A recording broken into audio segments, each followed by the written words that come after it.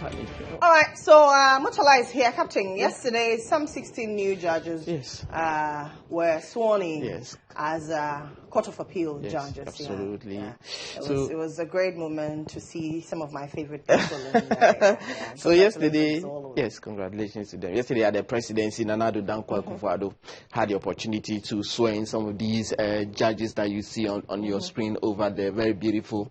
In fact, when you see the wig that they are in, that is sometimes very scary, you know. So that is Justice Lydia Osema. That's your favorite.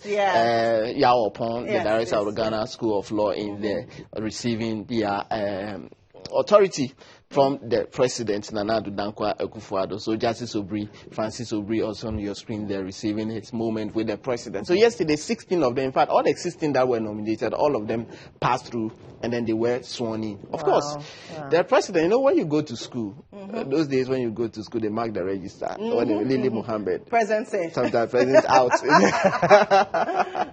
So let's hear from the president, Nana Akufo-Addo. In fact, he made a roll call. Let's hear from the president. I refer to Justice Charles Jemfi Dankwa, Justice Gifty Dechem, Justice Kofi Akruya, Justice Richard Mark Kujapwa, Justice Kwesi Boache, Justice Alexander Oseitutu, Justice Francis Obri, Justice Lydia Osei-Mafo, Justice Abuaji Tano, Madame Mariam Ajumai Jesse Jauhari, Madame Yao Onyamiye Jacobu, Mr. Francis Kofi, Mr. Charles William Zuenis, Berima Yao Kodie Opong, Mr. David Kwabna Adade Boafo, and Dr. Puku Eduse. I congratulate each one of you on your well-deserved appointment. So that is the president on the roll call, the judges that were sworn in. And all 16 were present. All the 16 were present. But let's hear from the president what he has to tell them in relation to the backlog of cases pending in court. One of the key challenges we face is the need to address the backlog of cases that continue to burden our courts. Justice delayed, as we know, is justice denied.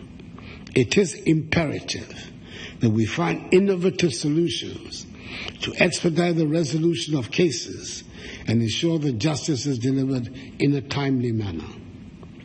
This will require not only efficient case management, but also the adoption of new technologies and practices that can streamline our judicial processes. All right, so that's the President of the Republic, Nana Akufo-Addo. Yes, making the case that the challenges with the judiciary is how the cases have piled up and the number of court of appeals increase to deal with the situation. So they should be mindful of this very challenge with the judiciary. So let's do a quick review of some of the cases. Was the Apia Mensah in court? Yes, the Apia Mensah was in court yesterday. In fact, yesterday, the first time after the court made the order for him to open his defense, he was in court. In fact, he's not too sure how many witnesses he will be calling, according to his lawyers. They say, but what they told the court was that at least they will be calling more than 3 witnesses. Justice Ernest Owusu-Dapa directed that by 16th of September, that's the legal vacation, he should file his witness statement. On the 16th of October, a month later, he'll be back in court to mount the witness box and open his defense. So, number one will open his defense. He will speak on the 16th of October in the new legal year. Okay. Interestingly, I've seen one case that I mean it's quite interesting.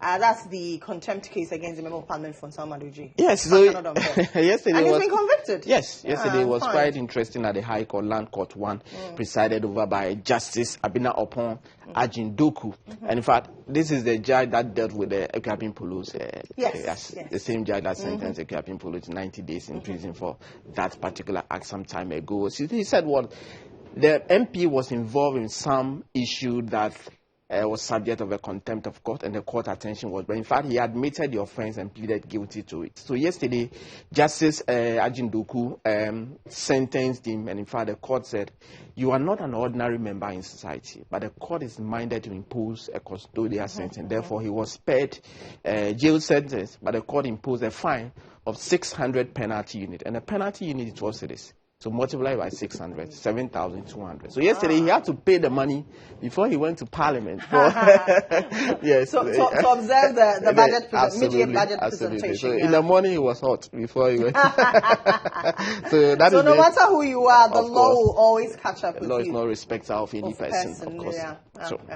There were a number of cases that didn't have any sitting because obviously of the jurors. Absolutely. But the other case that didn't have any sitting was because the person involved was the minority leader. Yes, and he had to be present yesterday Absolutely. when the finance minister presented a media budget review. So obviously that case was a no-show. So the ambulance case, of course, is the one that we are talking about. So Richard Jakpa was expected to call his second witness, Dr. Alex Segbefia, former Minister for Health. But of course, because of the media budget presentation, so the case was adjourned. So this case will be back again on Thursday, that is tomorrow. So that was how come there was no show. So because of the sitting or the activity in Parliament yesterday, so that's how come the ambulance case. And you know, yesterday we predicted that probably the Kaswara Ritual murder case. Oh yes. And then the, what do you call it? The JB Sexy Dondon. Absolutely. Yes. So yesterday, like you mentioned, rightly so, the jurors are not back. The issues we already know already. So yesterday, when Justice Lydia Osema Koliva did not sit because she was also involved in the promotion of others, Jubilee House, and so that case involving the Kaswara Ritual murder, where they were supposed to meet for a verdict, didn't come on. Sexy Dondon was in the witness box testifying. That case also is a jury trial. That also did not come on. So yesterday, ambulance, no show. Kaswara Ritual murder, no show. JB killers, no show. So those are some of the things that happened yesterday in relation to these very cases. So every day we tell you why some of these cases will be delaying and why sometimes what will happen and what is not happening. That is the importance of this show. So that you know that when the case is delaying, you know why. You know the reason. You know the reason, yes. But let's look at the cases coming up today. Ex-PPA boss is expected back in court. James Jachikwe also. Well, today, I mean, there's no budget. So yes. He's expected back in court. So that is James Jachikwe. Yes, he's expected back in court today for continuation of the trial. And the last court sitting before Justice Mami Ikweyenzu, it is clear that if it is likely that the witness, they might even take the witness via video. So that arrangement has also been made. So that is what we expect for the continuation of the case. This trial is ongoing. Prosecution calling witnesses. Ex-PPA boss? Yes, subject matter of 8 charges, or 8 counts of charges, and he's expected back in court today. In fact, he wants his passport. I'm sure that he wanted to travel somewhere, but prosecution is opposing to that. In this case, it's being dealt with by the OSP. So that is one of the things that will be happening before Justice Marie Lewis Simon, the criminal court too. So that's what we expect in relation to this one. Justice for All program.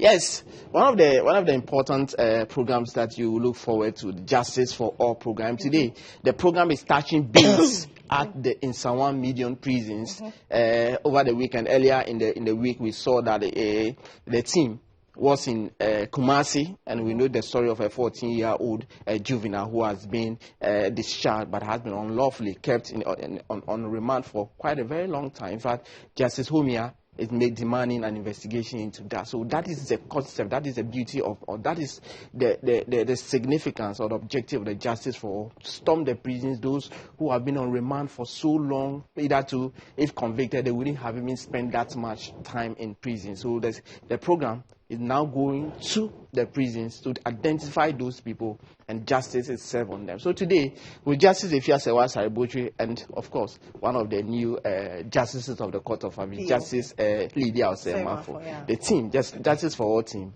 is touching base at the Nsawam medium prison. A lot of the cases will be heard, and our subsequent bulletin will bring you what exactly will be happening, and who will be freed, who will get the opportunity to walk free, and who will not get the opportunity. So I'm sure families are praying by now. For them, most definitely.